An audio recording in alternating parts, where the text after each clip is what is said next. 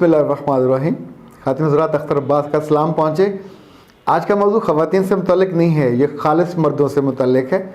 और मर्दों में भी ज़रा बड़े मर्द जो अब्बे हैं, और वो लोग जो आसूदा हैं, और वो लोग जो सरकारी मुलाजिम हैं, और वो लोग जो बिज़नेस करते हैं, और वो लोग जिन पे मेरे रब ने बहुत करम किया हुआ है, पर अंदर से वो परेशान हैं। परेशानी उन्हें बिज़नेस की नहीं है, उन्हें परेशानी अपने काम की भी नहीं है, उन्हें परेशानी घर की भी नहीं है, उन्हें परेशानी अपने बेटों की है कि बेटे दिखने में भी अच्छे हैं, खूबसूरत हैं, उनके कद के बराबर हैं, उनके जूते पहनते हैं, अच्छा पहनते हैं, अच्छा खाते हैं, अच्छे तालीमी इदारों में पढ़ते हैं, but they are unable to face the people. Shy हैं, आंखें झुकी रहती हैं, कहीं बात करनी पड़े तो दो जुमले नहीं कह पाते। कभी उनके दोस्तों के बीच में उनको बैठना पड़े तो चुप करके जैसे मुंह में घुंघनियाँ डाल के बच्चे बैठते हैं। और कभी कभी इनको अपने दोस्तों से फिर मजाक सहना पड़ता है। कभी उनके वो जुमले सख्त लगते हैं, कभी उनको टॉन्ट लगते हैं कि यार तू तो बड़ा शानदार है, तू तो बड़ा वोकल है, ये औलाद किवें दी पैदा की थी। पर ये जुमला सुन के आपको कभी अच्छा नहीं लगता।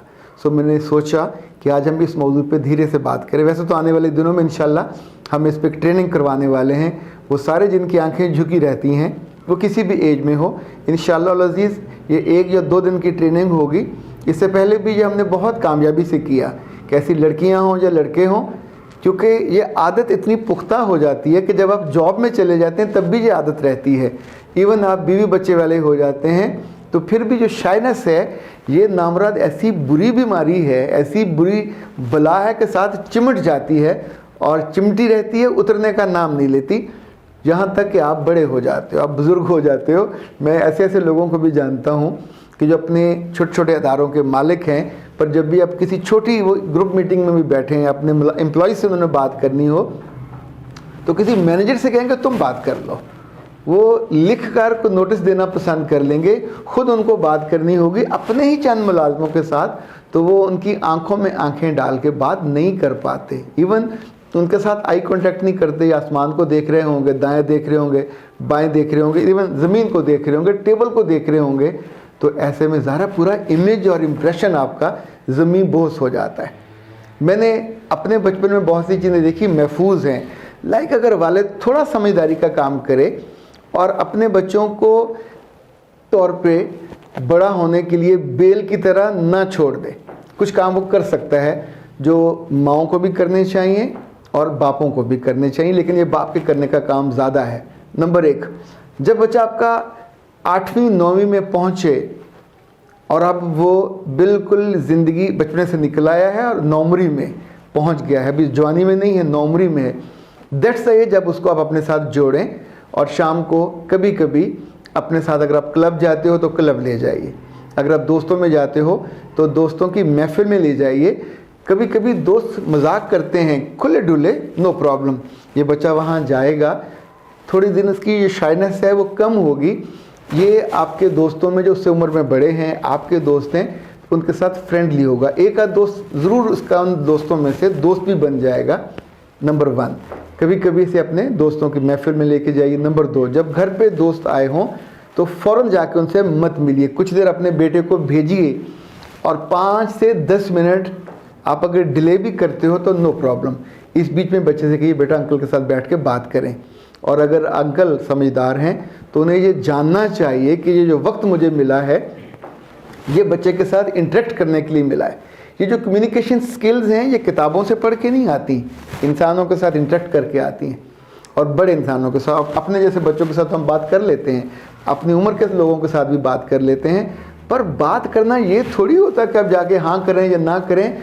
बात करना आपको बात से बात जुड़ी हुई करने का जो गुर है वो सीखना होता है। नंबर 2, आपको ये भी सीखना होता है कि एक आपसे बड़ा है तो आप उसको इंगेज कैसे करें। इंगेज करने के लिए आपको बेतुकी बात तो नहीं कर सकते, उसको अपने आप होमवर्क का भी तो नहीं बता सकते, कुछ उसको ऐसा बताओगे जो उसके इंटरेस्ट की चीज़ हो। तो जहाँ हम जानते हैं कि लोगों को इंगेज कैसे किया जाए। बड़ी उम्र में जैसे हम बड़े होते हैं, मैच्योर होते हैं, कामयाब और सक्सेसफुल लोग वो होते हैं जो लोगों को इंगेज करने का गुर जानते हैं। मार्केटिंग के लोग हों, सेल्स के लोग हों, they are perfect people, they know what to say what not to say, किस मौके पे कौन सी मिसाल देनी है, कौन सा लतीफ़ा सुनाना है, कौन सा शेर सुनाना है। सो जब आप ऐसे मौके पे आपका दोस्त आपको फिर फीडबैक देगा कि बच्चा थोड़ा शाय है, बच्चा बात नहीं करता, तो वापसी पे आप बच्चे को कुछ अशार की तरफ, कुछ जोक की तरफ, कुछ हल्की फुल्की चीज़ें, यानी वो आइडेंटिफाई आप कर लेंगे उसी वक्त। जैसा खाना पकाते हुए आप कह देते हैं यार नमक कम है, मिर्च कम है, प्याज नहीं डाला, दही नहीं डाला, टमाटर जब सस्ते थे तो टमाटर नहीं डले, तो हमको फ़ौरन अंदाज़ा हो जाता है। पर बच्चों के लिए हम ये करते हैं कि सालों और बरसों गुजर जाते हैं और हम उसको आइडेंटिफाई नहीं कर पाते। जहाँ कहीं आपको कोई कोर्स मिले इस तरह का, फ़ौरन करना चाहिए। इसी तौर पे अगर आपको आइडेंटिफाई हो जाए तो बच्चों के स्कूल के टीचर से, बच्चों के प्रिंसिपल से बात करनी चाहिए और उन्हें ये कहना चाहिए कि मुझे अगले 6 माह में ये बच्चा बोलता हुआ नज़र आए। और वो क्या करेंगे, असेंबली में आपके लिए असाइनमेंट होनी चाहिए, क्लास में आपके लिए प्रेजेंटेशन जबरन होनी चाहिए, इवन जब घर आ जाएं और घर बैठे हों खाने पे, तो लाइक मेरे पास जो मेहमान आते हैं जिनके साथ मैं एक्टिविटीज़ कर रहा होता हूँ, तो मैंने अपने पास एक अलग से डाइस रखा हुआ है और रोस्ट्रम रखा हुआ है, तो मैं उनको काउंसलिंग के दौरान भी उठा देता हूँ, उठा के वहाँ पे भिजवाता हूँ और उनको असाइनमेंट देता हूँ, टास्क देता हूँ और फिर वो मेरे साथ बात करते हैं। फिर वहाँ 3-4 सिंबॉलिक लोगों के साथ उनको मैं छोटी मीटिंग में बात कराता हूँ, मौज़ूआत देता हूँ, उनकी प्रैक्टिस करवाता हूँ। तो उनकी ज़ुबान पे असल में झाका नहीं होता, झाका तो ब्रेन का होता है, झाका दिमाग का होता है। झाका आपके सीखने का जो अमल था उसमें कुछ कमी रह गई होती है, उसका होता है। जिस रास्ते पे आप चले ना हों उस पर ज़ाहिर है चलते हुए आपको डर तो लगेगा। ये डर लड़कियों में हो या लड़कों में, दोनों की ज़िंदगी में बहुत बड़ा स्पीड ब्रेकर बनता है और इसकी वजह कुछ जेन्युइन डर भी होते हैं। इस वक्त तो ज़ाहिर है मैं आपको सारी बातें नहीं बता पाऊँगा। वो डर आपके बचपन में हो सकते हैं, वो डर आपकी क्लास के हो सकते हैं, वो डर इवन किसी से बात करते हुए भूलना का हो सकता है, वो डर कहीं आपने किसी और को बेइज्जत होते देखा हो उसका भी हो सकता है। So a lot of reasons are there but you have to identify what was the reason. और जो ही आप उसको आइडेंटिफाई कर लेते हैं तो फिर ज़ाहिर उसकी रेमेडी ढूंढना भी आसान हो जाता है। इसी तौर पे अगर बच्चे आपके बैक बेंचर्स हैं तो वो कभी नहीं बोल पाएंगे। आपके बच्चे शरारती हैं और मजाक भी कर लेते हैं, टिकटॉक भी ठीक कर लेते हैं, लेकिन भरी महफिल में, भरी क्लास में, एक असेंबली में, बड़े ग्रुप में वो हमेशा अवॉइड करते हैं या वहाँ से चोर दरवाज़ा निकालते हैं, तो उनकी शाइनेस कभी दूर नहीं होगी।